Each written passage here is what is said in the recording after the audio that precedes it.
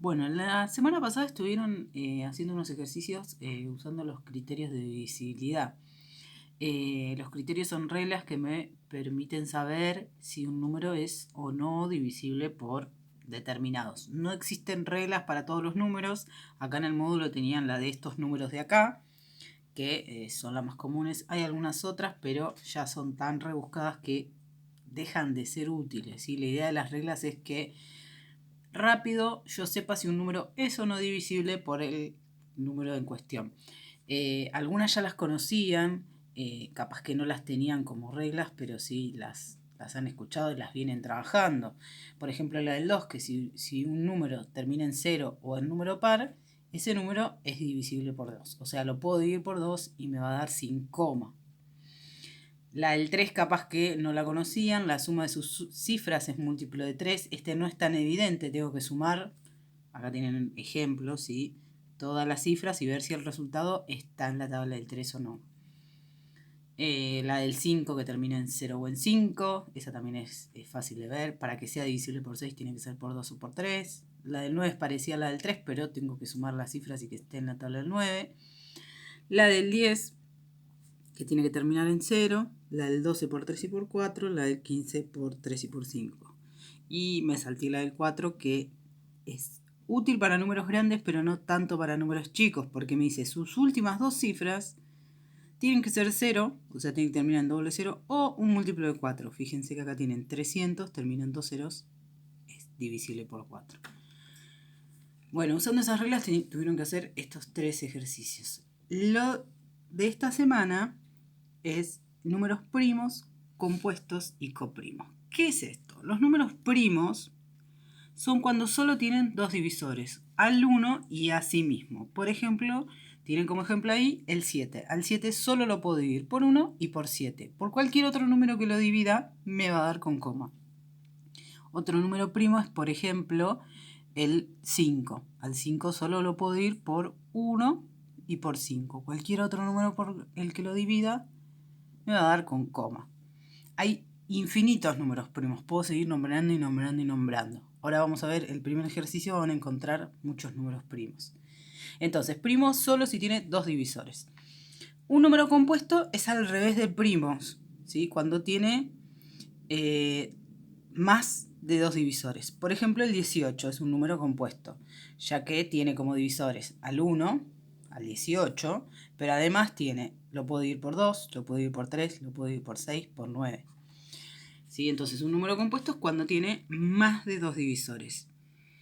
Y dos números son coprimos cuando no tienen divisores en común, salvo el 1. Por ejemplo, el 5 y el 13. Al 5 solo lo puedo dividir por 5 y por 1, al 13 solo lo puedo dividir por 13 y por 1.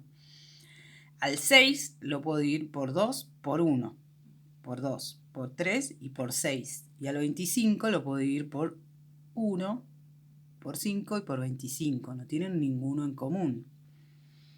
Entonces son coprimos si entre ellos solo tienen como divisor al 1.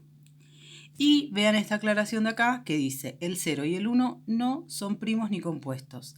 Salvo el 0 y el 1, que no son ni una cosa ni la otra, todos los demás números se pueden agrupar en dos grandes grupos, en los números primos y los números compuestos. ¿Cómo hago para encontrar los números primos? Ya les dije que hay infinitos, o sea que no se acaban nunca, puedo seguir nombrando y nombrando y nombrando. Bueno, acá tienen en el ejercicio 1 de esta semana lo que se llama la criba de Eratóstenes o algo así. A ver, ¿qué es esto? Fíjense que tienen acá una tabla del 1 hasta el 100 con todos los números. Esto está hecho hasta el 100. Si yo quisiera encontrar los números primos hasta el 1000, puedo repetir este ejercicio, pero hacer toda una tabla con los números hasta el 1000 y seguir los procedimientos que tienen acá. En la primera fila, tachar los números que no sean primos. El 1 no es primo, entonces lo voy a tachar. El 2 solo lo puedo dividir por 2 y por 1, o sea que es primo, lo dejo sin tachar. El 3 solo lo puedo dividir por 1 y por 3, lo dejo sin tachar. El 4 lo puedo dividir por 2, entonces no es primo, entonces lo tacho. El 5 es primo, el 6 no es primo, lo puedo dividir por 2, por 3, así que lo tacho. El 7 es primo, lo dejo sin tachar. El 8 lo puedo dividir por 2, así que lo tacho. El 9 lo puedo dividir por 3, lo tacho. Y el 10 lo puedo dividir por 2 y por 5, lo tacho. Bien, y me dice, eso en la primera fila. Después, en las demás filas, tachar los múltiplos de 2. O sea, fíjense que todos los múltiplos de 2 los tacho. El 12, el 14, el 16, así de 2 en 2 los voy tachando todos. Después todos los múltiplos de 3. Y después todos los múltiplos de 5 y después todos los múltiplos de 7. Los van tachando hasta el final. Y me pregunta, cuando terminaron de tachar todos esos, me va a preguntar, observa los números que quedaron sin tachar. ¿Qué tipo de números son? Fíjense que como tachamos todos los múltiplos, nos tendrían que quedar todos los números primos. Y ahí van a tener la lista de los primeros números primos, o sea, de los números primos que hay entre el 1 y el 100. En el punto 2 dice, tachar las letras que tienen números primos. Ahora al revés, acá tachamos los que no eran primos. Acá van a tachar los que son primos. Ya saben cuáles son primos porque los tienen acá anotados. Fíjense que el C del punto anterior es escriban la lista de los números primos. Entonces van a mirar la lista que ya escribieron y si el 17 aparece en la lista de números primos, lo tachan. Y así van tachando todos. Cuando tachen todos, les van a quedar letras sin tachar. Esas letras forman una frase y tienen que escribir la frase acá. Si lo que escriben acá no tiene sentido, quiere decir que se olvidaron de tachar algún número o tacharon algún número de más. Revísenlo. Lo que les queda acá tiene que tener sentido.